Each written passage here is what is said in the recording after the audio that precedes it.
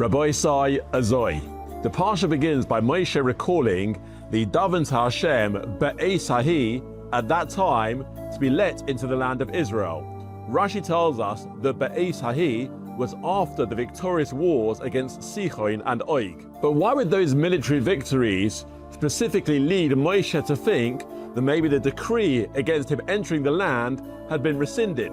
And why, when making this request, did Moshe later in the pasuk refer to Hashem's Gadlus, his greatness, and his Yad Chazaka, to his strong hand? Why would appealing to those qualities help him to have his tefillahs answered? My high. Those are not my questions. Those questions are asked by Rav Don Yitzchak Abarbanel. The Abarbanel was born in Lisbon in 1437 into a distinguished family who traced their lineage back to David HaMelech. His life was really remarkable. He excelled in so many areas. First of all, he was a tremendous Talmid Chacham. He was a Talmid of the Ma'ari Abuhav, who was the head of the prestigious yeshiva in Castile. In one place, the Beis Yosef, in his work The Kesef Mishnah, notes that a certain question was asked in that yeshiva, and amongst those present was the Nesher HaGadol, the great eagle, the Abarbanel. His psakim are quoted by the Ramah in the Darkei Moshe, and the Chidah also quotes him. His works on Chumash, as well as large sections of Nach, are phenomenal and extensive. He's a master of Pshat.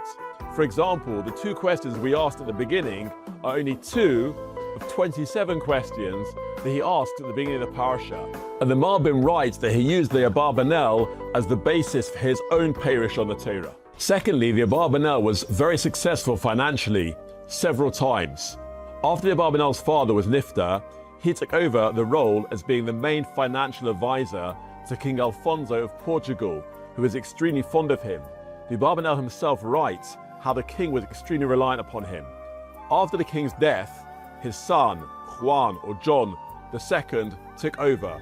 He was extremely paranoid, and the Abarbanel had to flee from Portugal in order to save his own life. He arrived in Spain almost penniless, but King Ferdinand soon became aware of the Abarbanel's talents and appointed him as head of the royal treasury.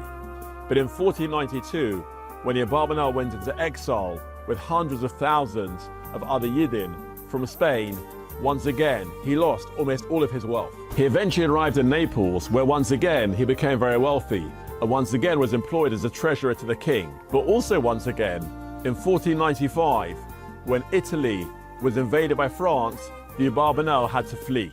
Lastly, he was a tremendous, brave leader of the Jewish people, who would always do everything he could to help out his Jewish brothers and sisters.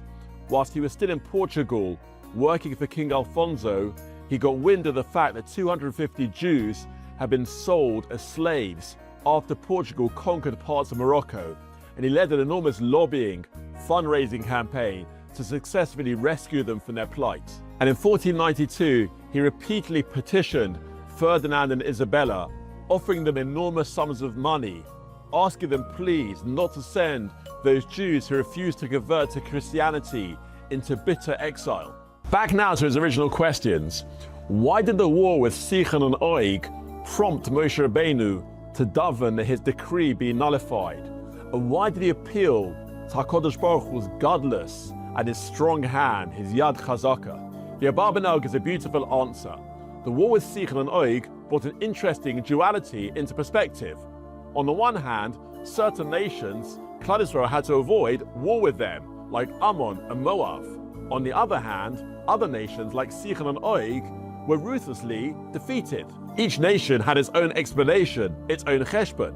But taking a step back, Moshe Rabbeinu now saw this balance between Midas HaChesed on the one hand and Midas HaDin on the other hand. That's what prompted him to make his own personal appeal.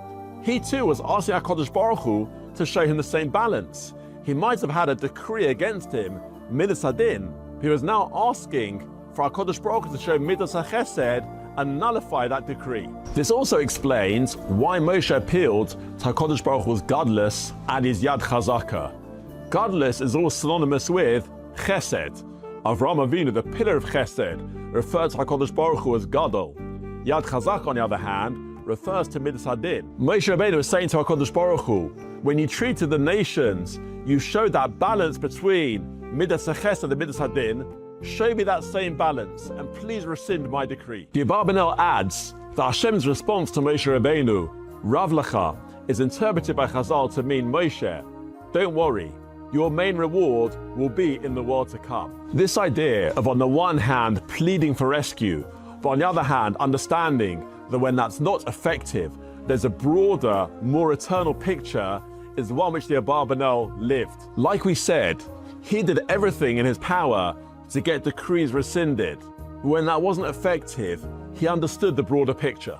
There's a tradition in 1492 when the Abarbanel led those Jews out of Spain. Even though it was Tisha B'Av, they played orchestral music. They were celebrating the fact that despite the difficulties, they hadn't converted to Christianity.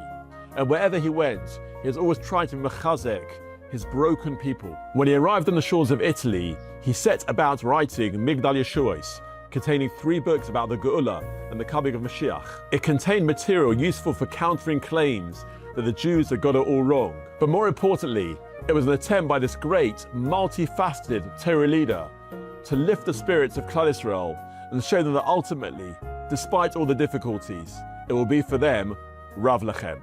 Good Shabbos. If you have any feedback or stories you'd like us to cover, please email glimpsesofgadlus@gmail.com.